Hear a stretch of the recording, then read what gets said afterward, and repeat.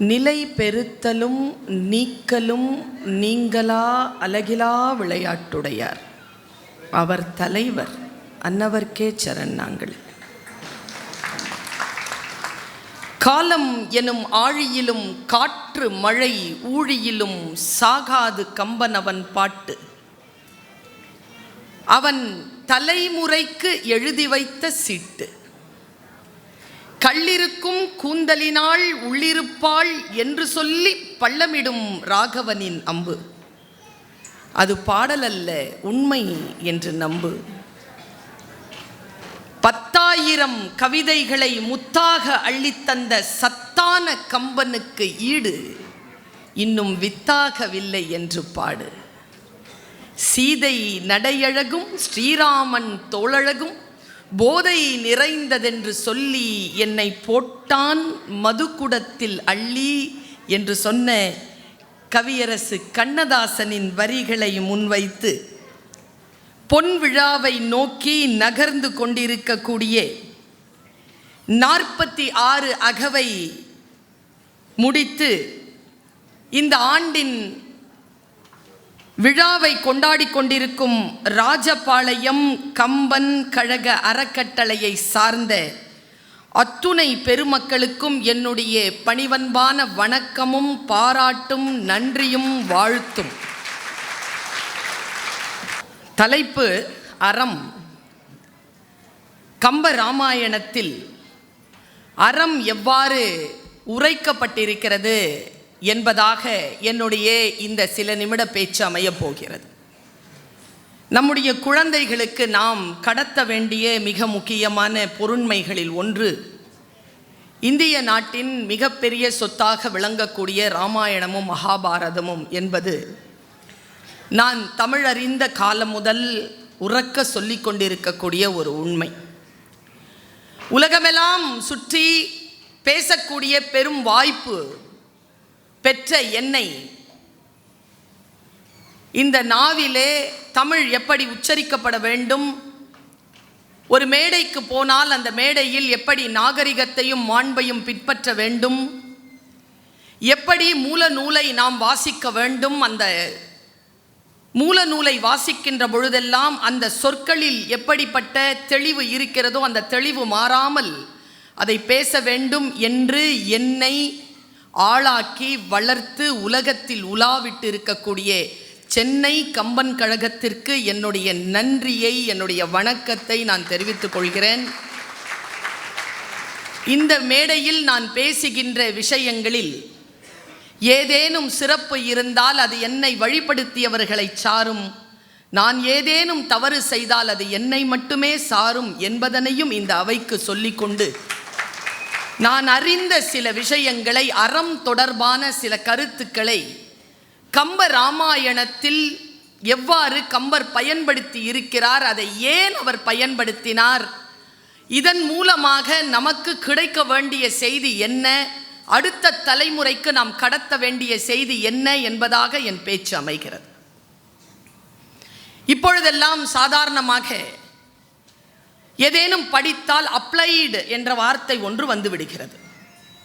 Applied psychology, applied mathematics, applied physics, applied என்கின்ற சொல் இருக்கிறது. இது அப்ளைடு லிட்ரேச்சர். இந்த வார்த்தைகள் நம் வருங்காலத்திற்கும் நம் வாழும் காலத்திற்கும் எவ்வாறு பயன்பட போகிறது என்பதாகத்தான் நான் யோசிக்கிறேன். இதோ நான் பேசிக்கொண்டிருக்கின்ற பொழுது சிலர் என்னை ரெக்கார்ட் பண்ணிட்டு இருக்கேன். சுவிட்ச் ஆஃப் பண்ணிடு, ரிலாக்ஸ் சார், ஏற்கனவே ரெக்கார்ட் ஆயிட்டு, அரை மணி நேரத்தில் யூடியூப்பில் வந்துடும். சென்னையிலிருந்து ராஜபாளையத்திற்கு பயணம் செய்து வருவது அவ்வளவு சுலபம் இல்லை. பல 100 கிலோமீட்டர் கால் வீங்க வீங்க உங்களை சந்திப்பதற்காக, உங்களிடத்தில் பேசுவதற்காக வந்திருக்கிறேன். அதை ரெக்கார்ட் பண்ணணும் அப்படிங்கிற இதுவரைக்கும் என்னை எதில் பார்த்துருக்கீங்க? எந்த கேட்ஜெட்டில் பார்த்துருக்கீங்க? இந்த மொபைலில் தானே பார்த்துருக்கீங்க. இன்றைக்கும் என் முன்னால் உட்காந்துட்டு அதிலேயே பார்க்குறீங்க. நேரில் வந்திருக்கேன்ல, உங்களுக்காக தான் வந்திருக்கு. என்னுடைய ஆதர்ஷ கவி என்று எடுத்துக்கொண்டால், அந்த ஆதர்ஷ கவி என்று நான் சொன்னால் எனக்கு பாரதி தான். நான் இருக்கின்ற என்னுடைய ராயப்பேட்டை வீட்டிற்கும் பாரதி வாழ்ந்த வீட்டிற்கும் நடுவிலே மிக குறைந்த ஒரு நடைப்பயண தூரம்தான். என் மனம் விரும்புகின்ற பொழுதெல்லாம் நான் பாரதி வாழ்ந்து மறைந்த அந்த இல்லத்திற்கு செல்வது வழக்கம். பாரதி என்னுடைய ஆதர்ஷ கவி.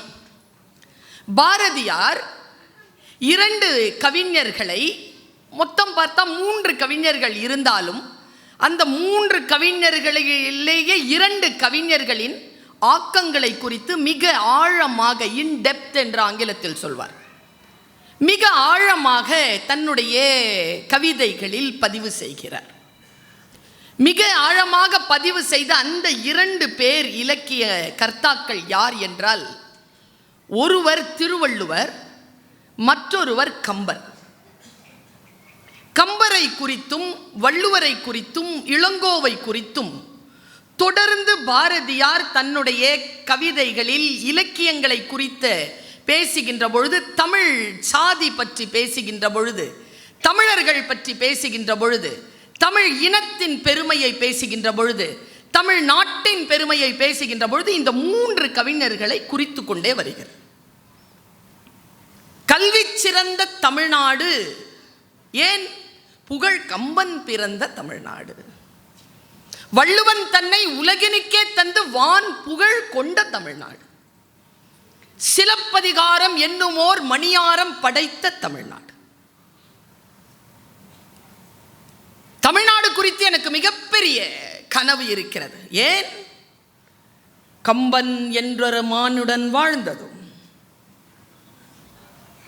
தெய்வ வள்ளுவன் வான் மறை தந்ததும், இளங்கோ சிலம்பிசைத்ததும் என்று பேசுகிறார். 3 கவிஞர்களை இவன் தூக்கி பிடித்து கொண்டே இருக்கின்ற பொழுது 3 கவிஞர்களிலேயே 2 கவிஞர்களை மிக நுட்பமாக தேர்ந்தெடுத்து திருவள்ளுவரையும் கம்பரையும் அவங்களுடைய இலக்கியத்தை பற்றி இப்படி எழுதுகிறார். எனக்கு ரொம்ப மகிழ்ச்சி. இன்னைக்கு சொல்றேன், நான் ஞாயிற்றுக்கிழமை காலை எவ்வளவோ பணிகள் இருக்கும். சாயந்தரம் ஆனால் கூட ரிலாக்ஸாக வந்து உட்காருவீங்க. காலை நேரத்தில் கம்பராமாயணை கேட்பதற்காக ஆயிரக்கணக்கில் மக்கள் கூடியிருக்கிறார்கள் என்றால் ராஜபாளையத்தில் மட்டும்தான் அது நிகழ்ந்திருக்கிறது. நான் வியந்து பார்க்கிறேன் இந்த மக்களை, வியந்து பார்க்கிறேன் இந்த மக்களை. தன் குழந்தைகளை அழைத்து வந்திருக்கிறீர்கள். நான் கூட சொன்னேன், இந்த குழந்தைகளுக்கு பரிசு கொடுத்து அனுப்பிச்சிருங்கய்யா, அவர்கள் தன் குழந்தைகளுக்காக இங்கே உட்கார்ந்துருக்காங்கன்னு தலைவர்கிட்ட சொன்னார். தலைவர் கோபால்சாமி சார் சொன்னார், அம்மா நீங்கள் எங்களுடைய பெற்றோர்கள் அவ்வளோ சாதாரணமாக நினைக்காதீங்க.